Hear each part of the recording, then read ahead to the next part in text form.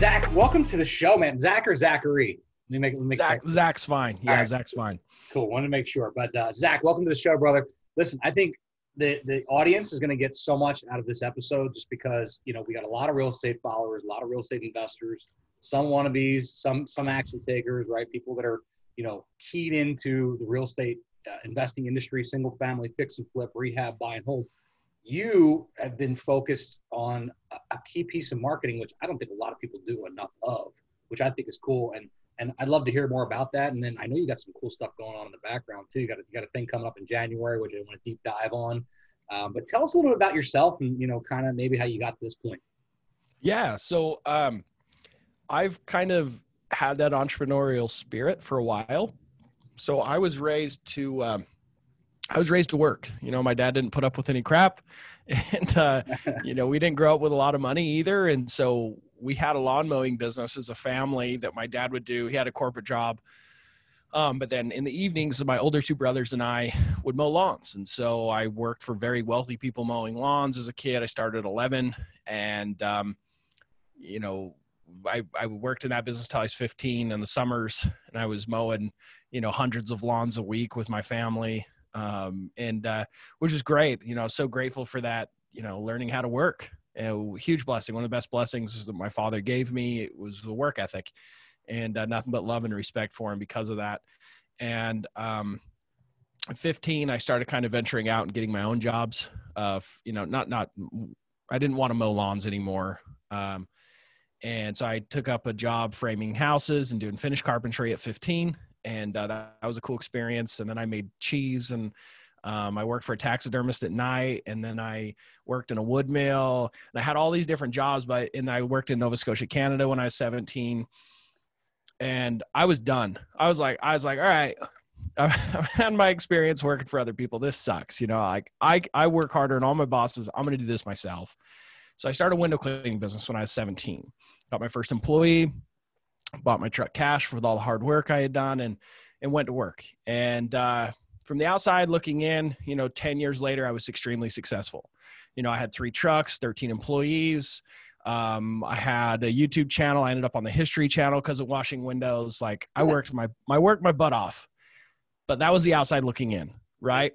I was barely making enough to feed my family. The day my son was born, the most special day of my life, I couldn't help but focus on how am I going to pay these bills? It wasn't, hey, this is the most wonderful thing. I can't wait to be a dad, like, you know, and dream about the future with my son. It was, how do I feed him? You know, how do I pay these bills? And it was really overwhelming. My body was falling apart. I still got issues with my right shoulder. Nobody aspired to be a window cleaner, had crazy turnover. It was just a struggle. It really was.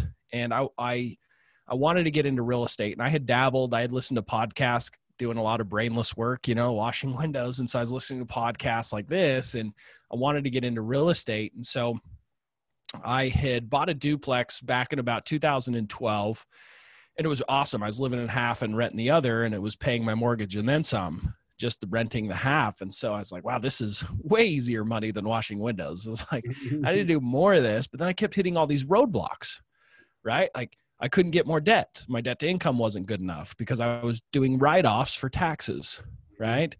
And then, you know, my credit score was great because I was responsible, but, you know, I didn't have 25% down for my next rental.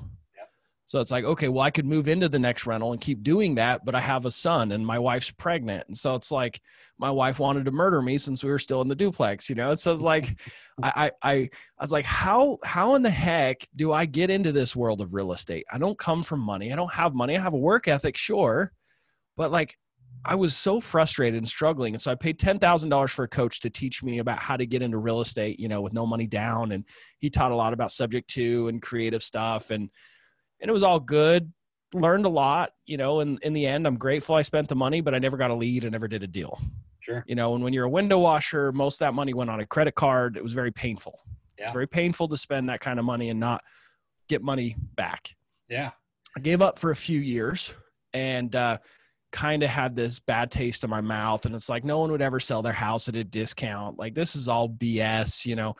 Became a skeptic, which I feel bad about because I lost out on a lot of years. And And then what happened, and I was still listening to podcasts and that kind of stuff. And I had read a book about building, it was called The Power of Self-Discipline, No Excuses by Brian Tracy. And it talks about setting goals. And I wanted to pick up 2 more rentals. I had no freaking clue. I didn't have the down payment money. I had no idea. But he said, you set 2 goals, and he gives a bunch of things that you can do to accomplish goals that you don't even think are possible. And one of the things he said to do was tell everyone about your goal, because you never know who can help you accomplish it. Such good stuff. So far. Right? Yeah. Yeah. I mean, all these things bless my life so much. I'm so grateful for intelligent, wise people that share that kind of information, because it changed my life. So what happened is I was washing windows for this very wealthy gentleman, found out he was a real estate developer. And I told him, I was like, oh, that's so cool. And I talked to him for like an hour about his life and how he had accomplished what he had. And then I said, well, I would love to pick up 2 rentals this year. It's a big goal of mine. And it was September, and I still didn't have down payment money. And I had no idea how I was going to do it. He's, oh, that's convenient. I've got 2 rentals that I don't want to deal with. I haven't collected payments in 4 months because the property manager bailed on me. I've gotten all these postcards from all these investors, but I don't even know if they're legit. I'd rather sell the house to you. And I was like, oh, okay, great. How much? He's like $500,000, which was at a discount, right? They're 1-acre horse properties, beautiful properties built in the 80s. And it's like, it was a really good price. They're worth, $320, $330 each. And I'm like, okay, well, great. He's like, okay, so can you get the loan? I was like, no, definitely not for $500,000. And he's like, okay, well, I'll be the bank. How much can you put down? I was like, $2,000, like just a fraction of what I should have put down. Sure. And he's like, okay, that's fine. And I was like, holy crap, like this is happening. And then he went and got a piece of white paper out and started writing out our agreement to the terms for our real estate contract. And I was like, whoa, don't we have to get an attorney? And I'm like trying to talk this dude out of selling these properties to me, because of fear kicked in. Yeah. And anyways, we ended up doing the deal right there. We signed the contracts, took it to the title company. He had gone on vacation to Mexico. He's like, you got a couple weeks. He's like, I'll be back in 2 weeks. We'll take care of it when I get home. I was like, cool. He's like, send it to the title company, get everything done. He like coached me how to do the real estate deal, right? And then I ended up cleaning out I closed on him, cleaned out the properties, got the tenants out. And then I ended up putting tenants in there with an option to buy, because then I have money to fix them up, and they had deferred maintenance. And so I had heard somewhere you do option to buy. And anyways, I didn't know what the hell I was doing. I was just trying my best. And they ended up both cashing me out a year and a half later. I made over $100,000 profit on those 2 properties. I got to pause you right there, right? Because you just gave so much to our listeners. And I want to unpack it for a second, because I think that sometimes when we get to a place where we've achieved a little bit, we start to, maybe jump past what it took to get there and the struggles, right? Because as well as I do, like we're both hardworking, work ethic kind of guys. Like I grew up in a construction site. I didn't make cheese. There's a few things I didn't do, but like I think the struggle is so real for a lot of folks, and they feel like it'll never go away. But like the kind of like message of the week that we've been talking about is that life happens for you and not to you. Like all these struggles and adversities and challenges, like you got a duplex, you didn't know what to do with it. Then all of a sudden you realized it was a good investment property. You ran into this guy, he sold you, basically walked you through. But the reality of it is that happens from massive forward progress and taking action. Like you wouldn't have been in those conversations if you weren't pushing forward towards your goals, right or wrong. 100%. If I wouldn't have paid the 10 grand, I wouldn't have been struggling. I wouldn't have been listening to books. I wouldn't have had a goal in my head. Like 100%. Like it wasn't as beautiful as I would have liked it. The path wasn't as paved as I would have liked it, but is it ever? It never is. Absolutely. That's the best part, right? And I think we look back and we reflect on it and we're like, man, those were like the glory days. None of us want to relive that shit, but we think about how cool it was when we were going through it, because it was learning, it was dodging, it was figuring it out. It was on the fly. And, again, you're making things happen, good or bad, right? Sometimes we make mistakes. And, I did an interview last night with a bunch of little, like 10 to 13-year-old kids in a karate studio. And the one of them says to me, you ever have any regrets? And I was like, wow, thinking back on that, when I was in my young 20s, man, I always I tried to live a life where I didn't have regrets. Now I look back and I'm like, there's no such thing as really regrets, right? They're all stepping stones. All these challenges, all these things that we did right or wrong brought us to this point, right? Yeah. And so now you're at this place that you bought this property and the seller helped you convince you to finance it, right? And kind of be the bank through the whole thing. Yeah. and then resold it and you made $100,000. Yeah. Well, the cool thing is it gave me confidence. It gave me belief in myself. Because remember, I was like, hey, I was a skeptic. Yeah. Like that experience is like, holy shit, people trade convenience for price all the time. Like the dude liked me. He was way more intelligent than me, way more money than me. Like he was doing multi-million-dollar developments. I was a chump in the world of real estate, and I still am compared to that guy. You know what I mean? Yeah. And so like that, like made me go, aha.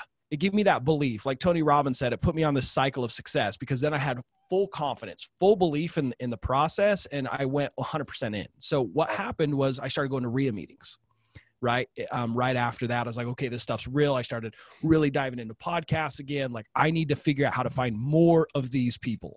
You know, I need more motivated sellers. And so I went to a RIA meeting in December. Actually, it was the very first week of January. Heard about this coaching program, dumped 10 grand into a coaching program, and most of it on a credit card, because those deals didn't cash out for a year and a half, but I knew how much equity I had. And at that point I had the tenants with the option to buy. I was like, wow, this is legit.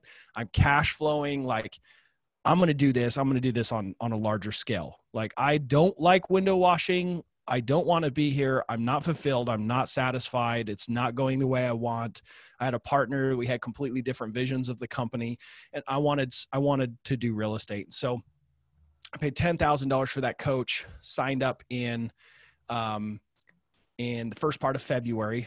It took me a few weeks to decide, you know, but I buttoned down like, this is my mentor, and he's still my mentor to this day. I still pay him a lot of money to actually coach me one-on-one at this point, but he coaches me on a larger scale of the direction and vision and purpose of where I'm going, my net worth, all those things. But anyways, I pay this gentleman, and then March 2nd, my birthday, 2017, I sit down with my business partner and I said, hey, I quit. I'm done washing windows.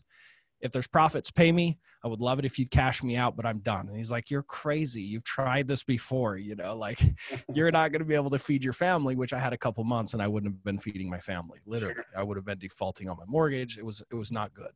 You went all in, right? I went all in. I burned the boats. I think that's the big, because you used the word fear a few times so far.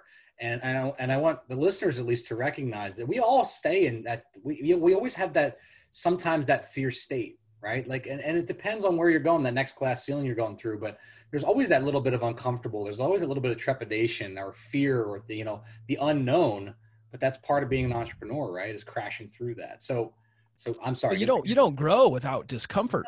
Yeah. You can't build biceps without making those babies burn, you know? And I mean, I don't have big biceps. I don't even know what I'm talking about there. Right. But seriously, like if we want to grow and get to the next level, we have to do things we've never done, and new things are uncomfortable. They're scary. Learning is very painful because it's uncomfortable. Right. So yes, there was a lot of discomfort and there was a lot of feelings of inadequacy. But the big thing was I had a mentor that I believed in. I had a mentor that I trusted that said, no, these are the steps. Don't overthink it. Just follow my steps. I did. I went all in February, April, around April. I can't remember the exact day. It was like mid-April 2017. I did my first traditional wholesale deal where I found a motivated seller, signed the purchase contract, sent it to my cash buyers, and someone paid me $10,000 for the contract. Nice. And I was like, holy shit, it's real. I am going to do this. So from there, it was a lot of hard work, and I was doing generic marketing. You know, I hadn't gotten into driving for dollars yet, but I was doing like code violations and probate and evictions, those kinds of lists that I was pulling from county courthouses or city office buildings, wherever I could get these motivated seller lists, and marketing to them with postcards.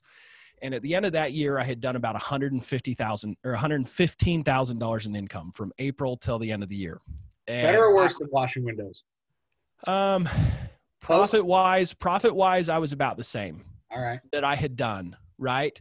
But I was having a hell of a lot more fun. Just gonna say, you're doing what you love now, right? Yeah, and plus I was in an industry that had a much higher potential, or at least my belief, right? Like, which is usually all that it takes. But I was excited, right? I was fulfilled by it.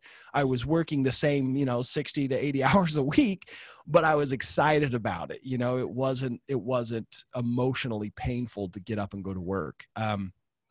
So then January, February hit of 2018, not a single deal. So a lot of those lists that I was polling, they were, I had to fight with the city workers to give it to me, right? Because a lot of times city workers want to do less, not more.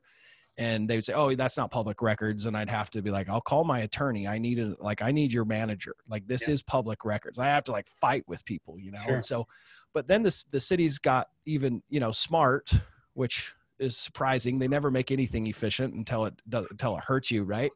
But they made all of those lists public on the state website. Okay. So now everyone's marketing to them, everyone.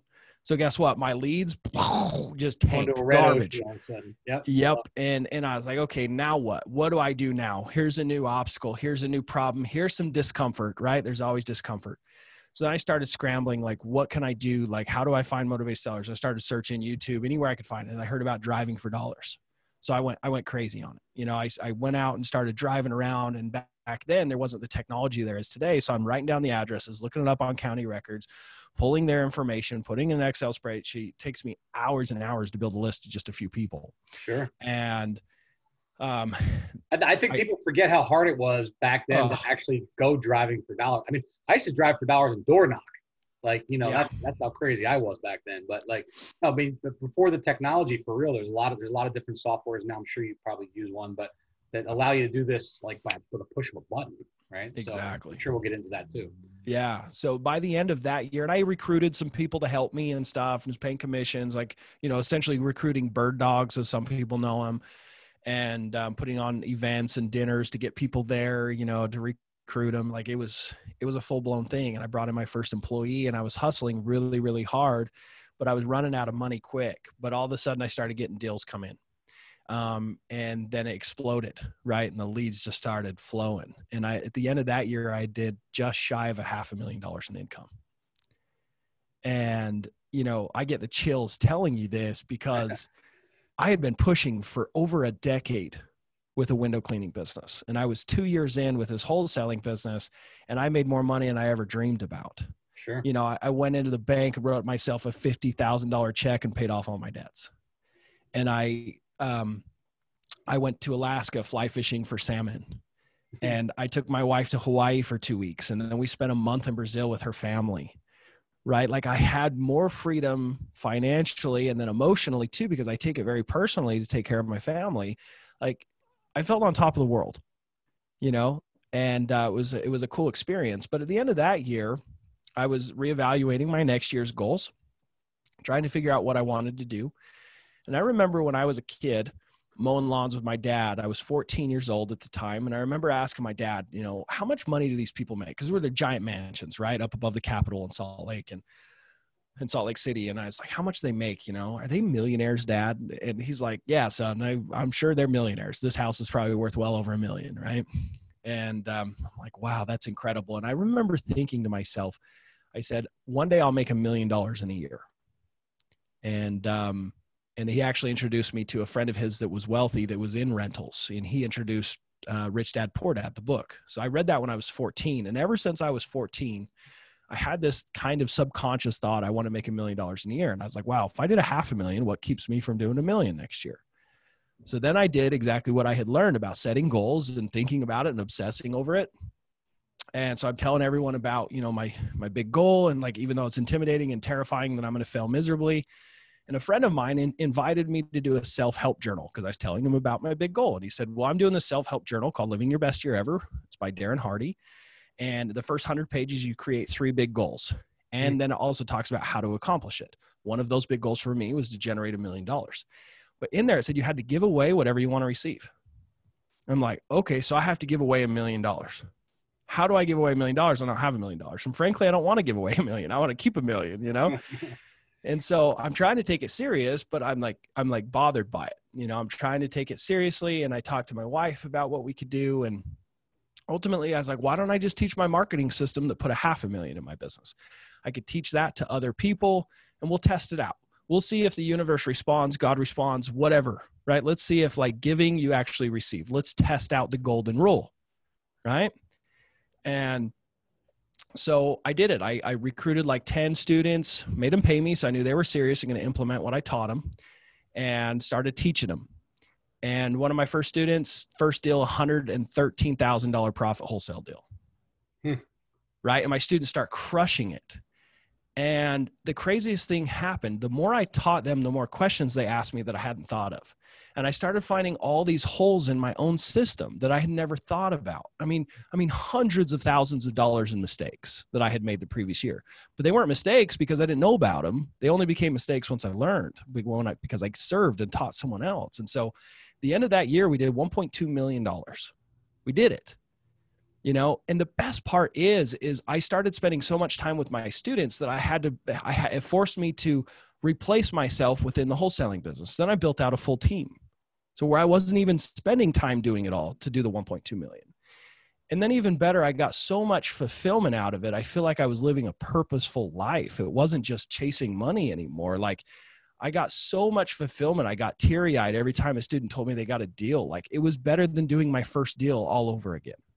Every time. And it still is that way.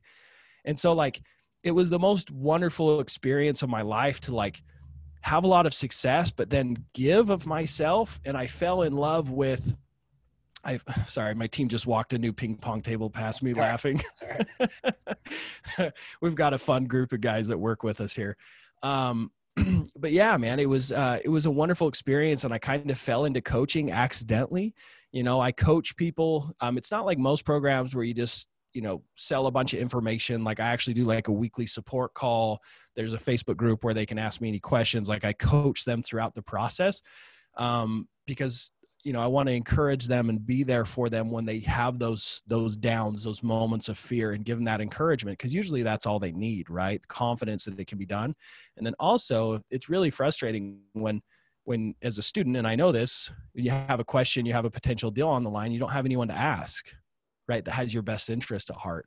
And I wanted to truly serve and coach people like it was from the very beginning. So it's by application only. I don't take everybody.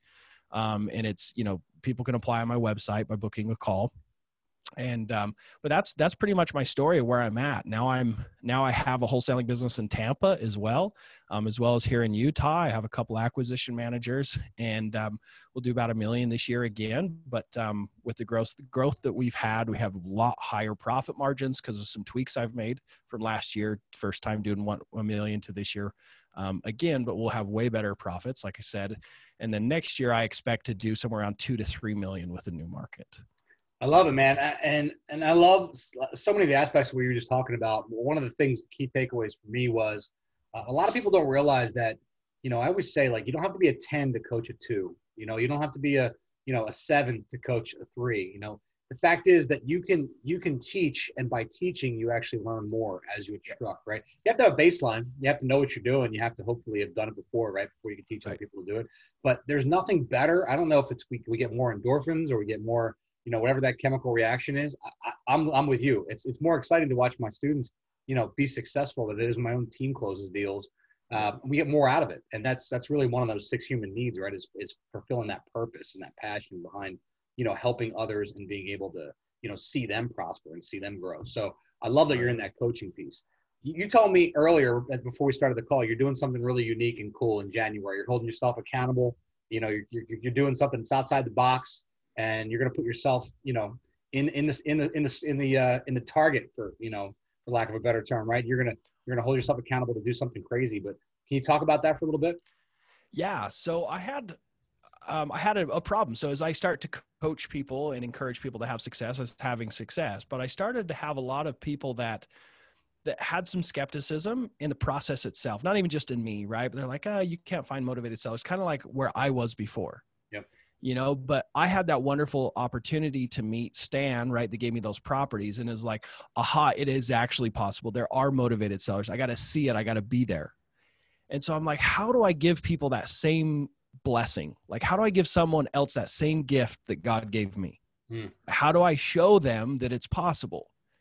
And so, like, when I have problems, a lot of times I can't sleep. Like, I take it very personally, and like, I'm like thinking, how do I encourage and inspire more people? Like, I was up late, and I had recently watched a show called Undercover Billionaire, where he takes a $100 and gets a smartphone and a truck, and his goal is to turn it into $1 million company in 90 days, which is pretty incredible. It's an incredible show.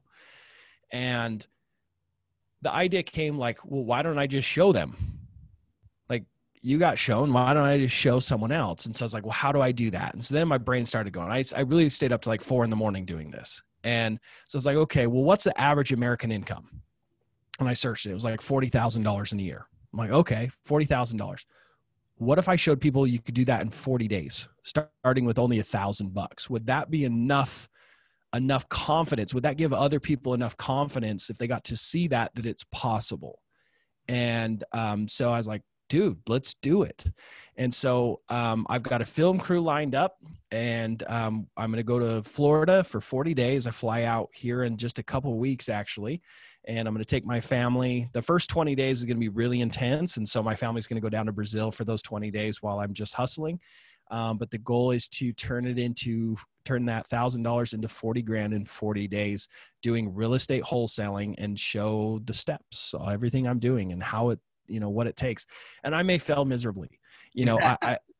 I may not do it. I may only do one deal, or I may not do any deals. And I may have some deals that close 60 days out, and so I don't know. I really don't know. But my thing is, like, I'm not doing this to show off how good I am or like how capable of making money I am. I'm doing this 100% for you guys that want to tune into something like this and show you what it takes. So I feel like even if I don't hit the goal, you can at least see the steps that has got me to where I am now with my existing wholesaling business. And so I'm going to share it on my YouTube channel for free for everyone to see it.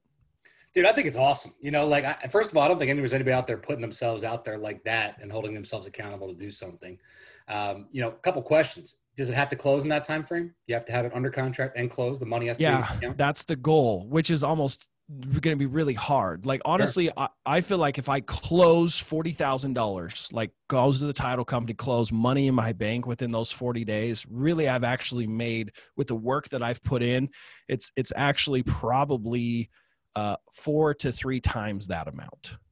So if I do 40,000, it's anywhere between $120,000 to $160,000 of income that I produced in that time frame, because most of your deals are 3 months out from first contact. Mm-hmm.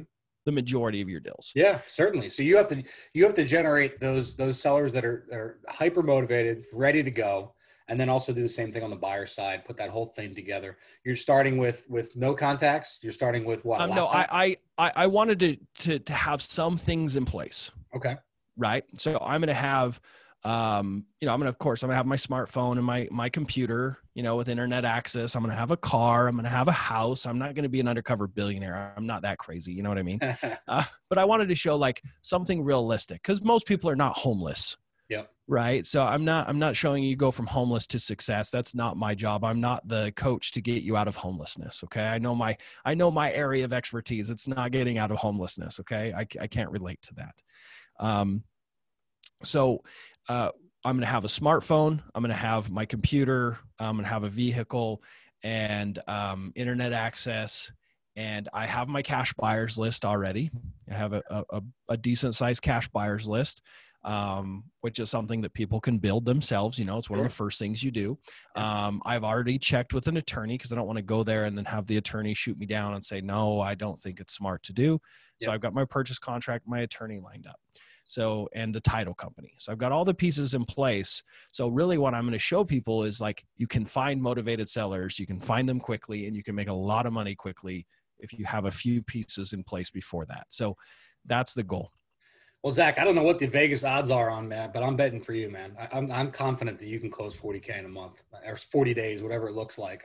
I think you can do it. I mean, look, I know from my background, that shit sounds uncomfortable and but it also, it makes me immediately feel like, going back to what brought us here, right? Like, it's going back to basics. And I think it's one of the biggest challenges, and I'm sure you can speak to this from your coaching clients, that a lot of wholesalers have, is they're always chasing the next thing. They're chasing shiny objects. They want the CRM and the softwares and all this kind of stuff.